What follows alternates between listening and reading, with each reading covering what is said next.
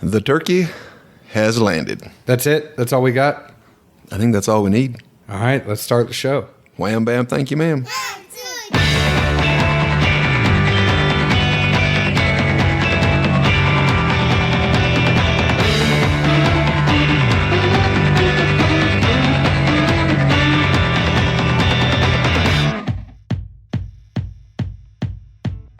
Hello, everyone. My name is John Edwards, and with me, as always, is Zeke Baker, and together we make the Dad's Drink of Bourbon.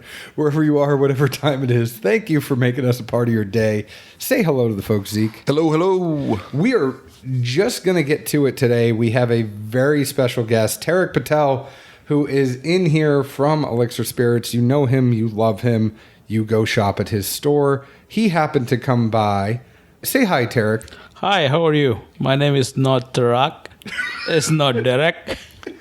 It's Tarak. You know who got me wrong on that was TJ. TJ messed me up on the pronunciation of your name, and now it's been like 4 years and you haven't corrected me. That's interesting, 'cause that's who I picked up on the correct way to say it from was TJ. Really? I got it wrong from TJ. He gets it wrong. He just says T. He can't say it right. He's like, hey, I was over there with Tarak. But we are very happy whenever Tarak is here with us because the man has a wealth of knowledge. And he has a great store. He has a lot of great barrel picks down there.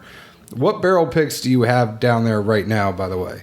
Where do we start? Well, I mean, this is by no means an ad, but you are sitting here drinking with us, so you might as well tell the people what you got.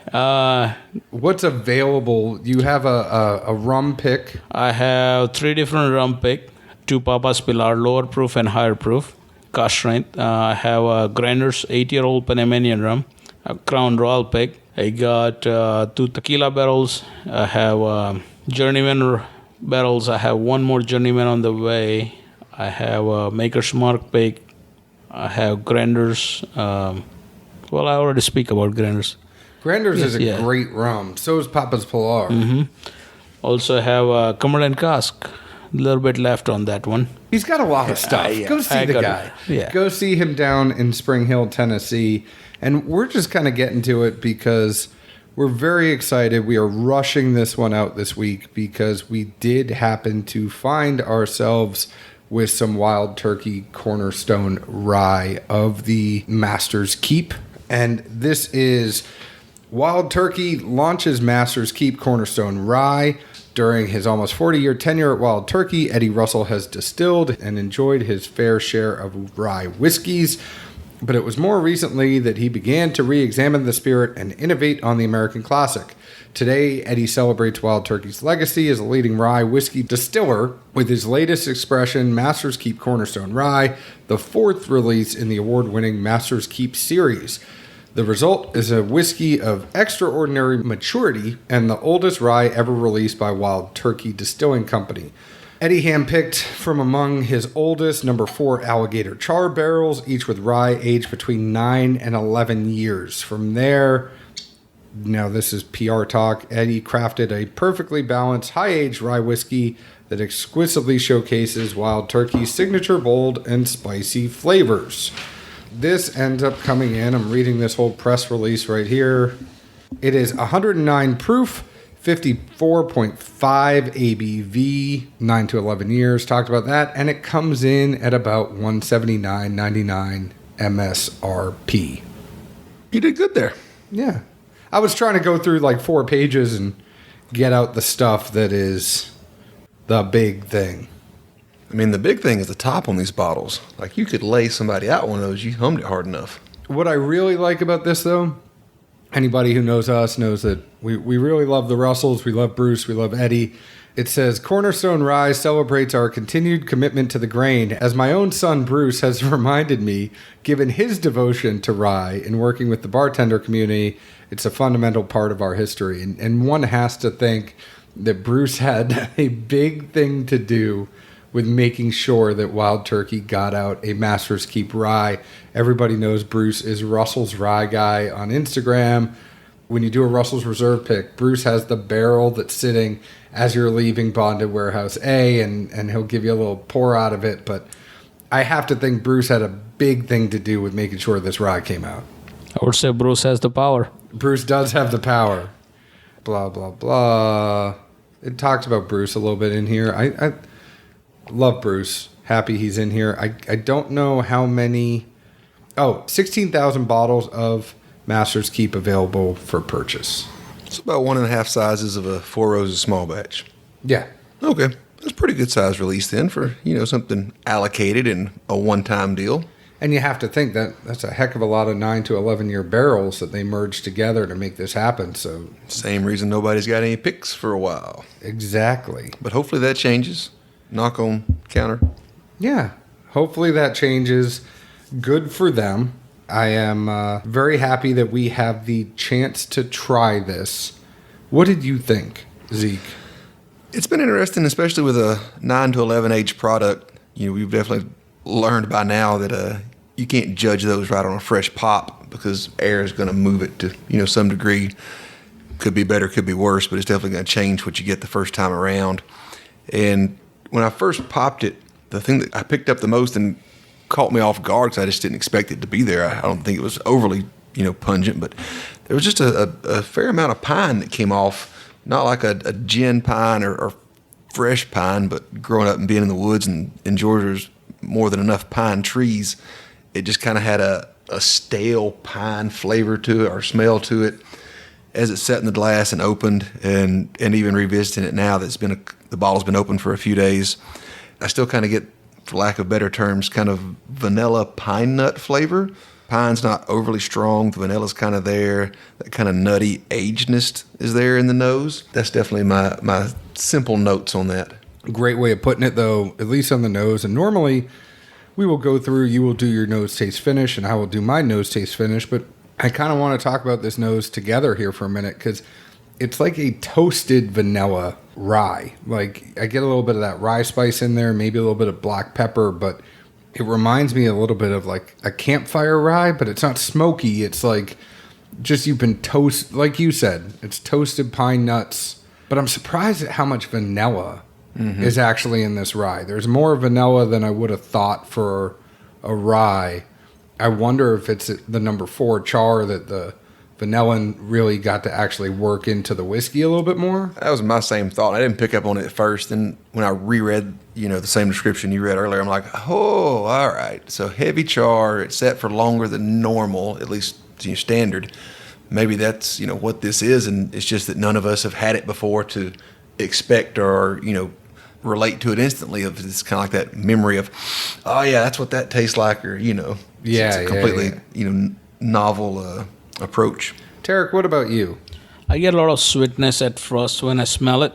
The sweetness at the tip of the tongue, there is a sweetness on. As soon as it crosses the first entry and it becomes more savory, it's a little bit dry. I see the tannins in my jaws. I don't see oak. Even though it's 9 to 11-year-old, I don't see overpowering oak. Sometimes oak can throw it off. I get nice spices that keeps tingling on my jaws and my tongue. It's black pepper predominantly, then cinnamon. Agreed. It's thick. It's rich. It's chewy. I'm almost surprised for as thick as it is, whether they be good or bad, it seems like the flavors are still somewhat muted for how well this just sits and hangs in the mouth overall. Have you tried with a touch of water yet? Always try with water. I just want to say that's what she said to everything she just said. But it hangs in the mouth quite well, Zeke. Hey, John, I've never used mouthfeel as a term. You still go with that one. What? Mouthfeel. I danced around that one. What? Mouthfeel is a great term. Yeah, it describes the pleasure. That's what she said. Yeah.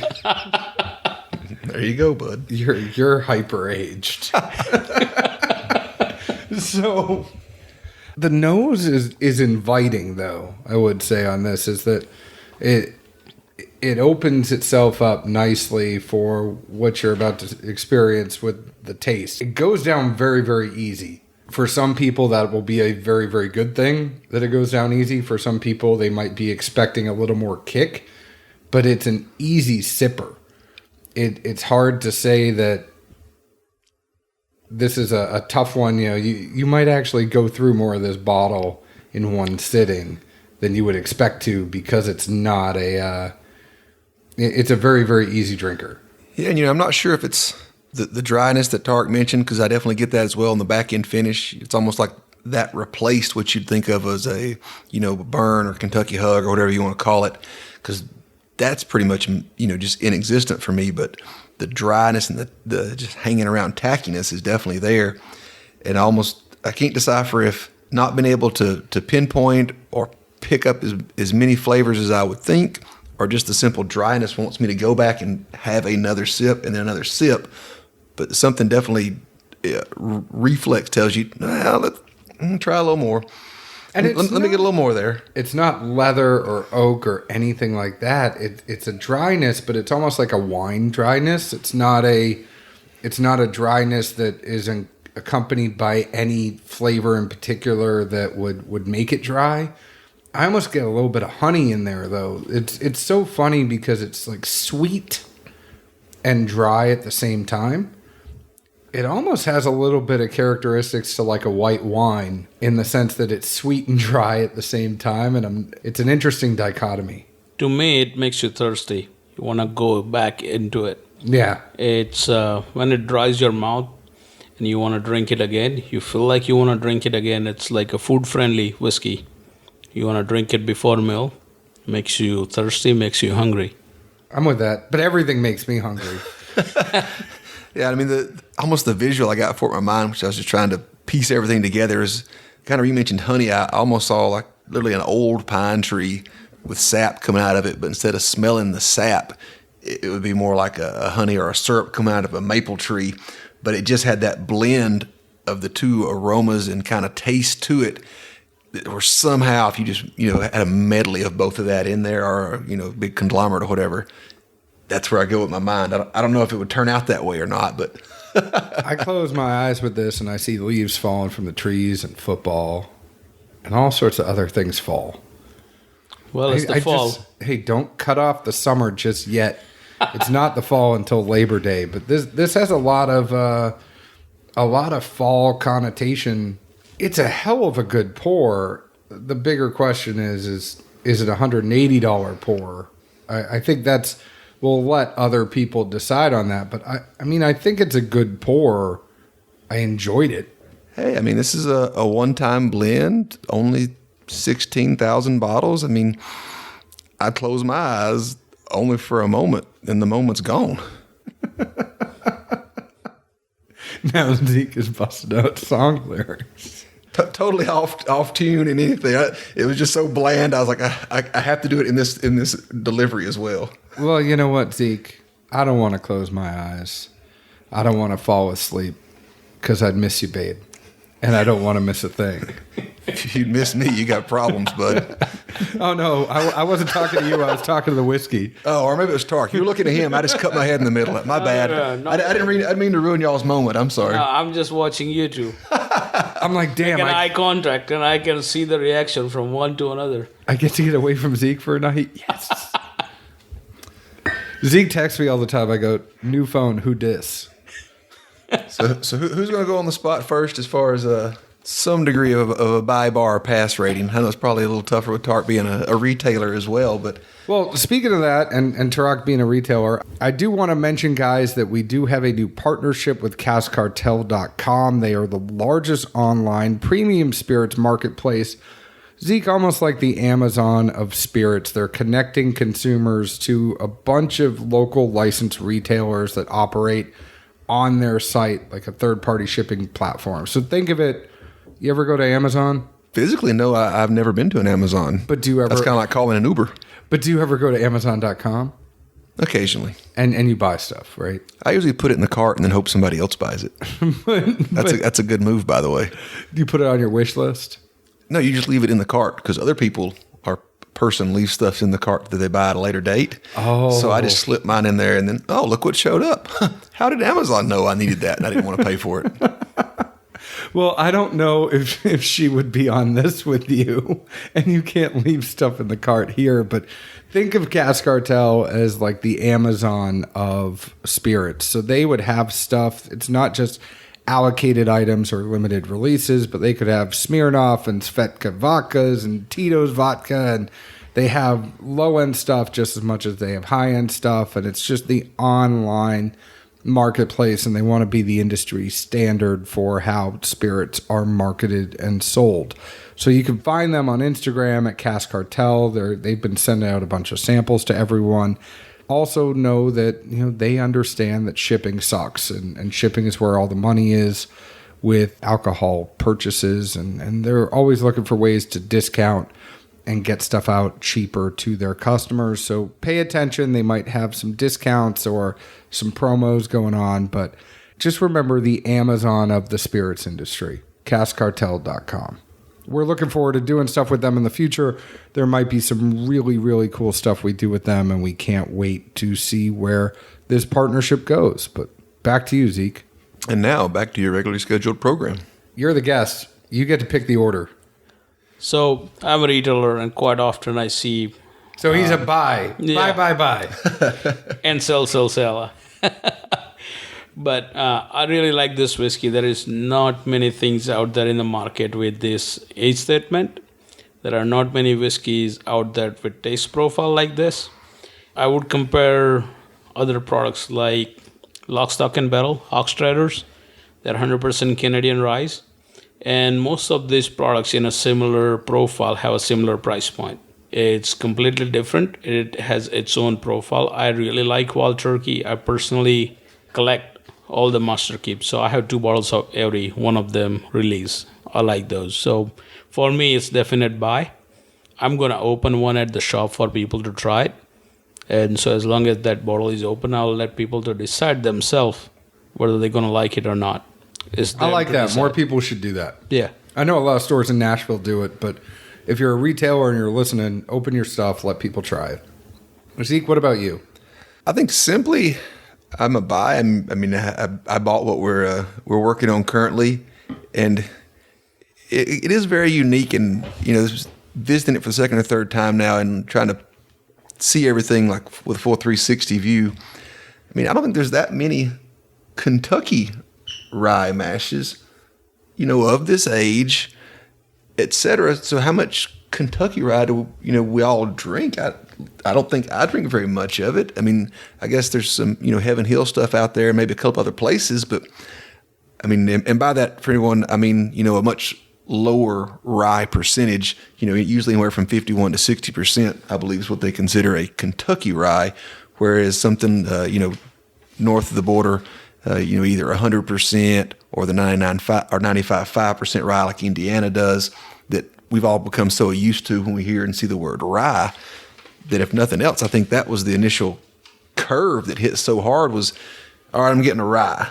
Well, what rye have I drank in the past 6 months or a year? For the most part, it was a completely different mash and profile. And, working through it, I definitely find it to be interesting. I still think I wished some of the flavors in there were a little more pronounced, and we'll see if air does that for them or not. Especially with as thick as it is, my gut just tells me it's gonna happen. We'll see if I'm wrong or not, but definitely at cost, and you have the means, and you like rye and a one-time novel product. I don't think there's anything to be disappointed by in this. No, I'm with you. There's nothing that's disappointing about this with me. I like that it's a unique rye. It's one that you're not going to get many places. I think pricing it's a little bit more than what the Master's Keeps have been in the past. Do you remember, Tarak, what Revival was last year? Was it 160? Revival was 150. 150. So it's gone up a little bit, but it is a unique product. It is the rye that you don't really get anywhere. It is that number 4 char. I really like it. My only problem is that I worry that I'd spend $180 for a bottle that I'd kill in a weekend. And that's the only thing that I would be upset about. But I definitely, if you have the means and $180 isn't a big deal to you, go ahead and get one. I'm with you, Zeke. I think this one is going to open up even more. I know we've only had it open for the weekend, but I really am interested as where this goes. I think it's thick, and what I really like about this Wild Turkey, I loved Revival last year, and I think the first ones were just a little bit thin for me, and Zeke and I had those a couple years ago.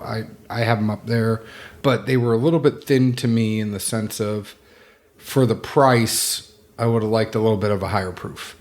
And this one at least feels like for the price I'm getting something a little bit more substantial, and it's a thicker pour, and I like that.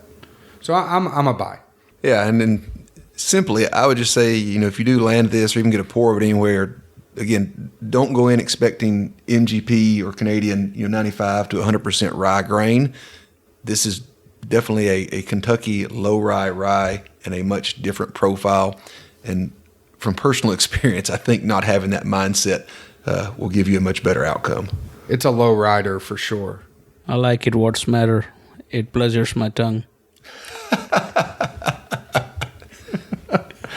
Everybody, you heard the tagline here. Pleasures your tongue. There's nothing more that needs to be said. In the end, I think we're all a buy. That rarely happens. I think you should go to Elixir Spirits first and try it at Tarak's and see if you actually want to buy it. And pleasure your tongue. May not last long though, folks. So don't delay. He might sell you on a couple other things while you're in his store, but soul is part of the joy. I hope you like Papa's Pilar rum. You still have a Smooth Ambler 107, I think, there. You have a Crown Royal pick. Knob Creek Rye, Catcher in the Rye. Yeah. You do have a Knob Creek Rye, Catcher in the Rye. There's a bunch of good stuff over at Elixir Spirits. We hope you check them out. This has been a little bit of a shorter episode because we just wanted to make sure we got out some stuff on Cornerstone Rye. We know you all are concerned about it, so please go ahead and find Tarak at Elixir Spirits. He's on Instagram at Elixir Spirits. He is on Facebook at Elixir Spirits. Go ahead and check him out. You can check us out at Dad's Drinking Bourbon on Instagram, Dad's Drinking Bourbon on Facebook, Bourbon Dads on Twitter. You can find us on your favorite podcast app. Please leave us an open and honest review, just like we leave open and honest reviews on all the whiskey we drink. And Zeke, I want to thank you. You managed to wrangle this one down in a CNS group. So I just want to thank you for taking one for the team and getting this Cornerstone Rye. Hey, don't worry. I mean, I'm sure there's something I'm going to five-finger off the bar one day. Tarak, thank you so much for coming. Thank you for having me. Cheers. Ciao. Cheers.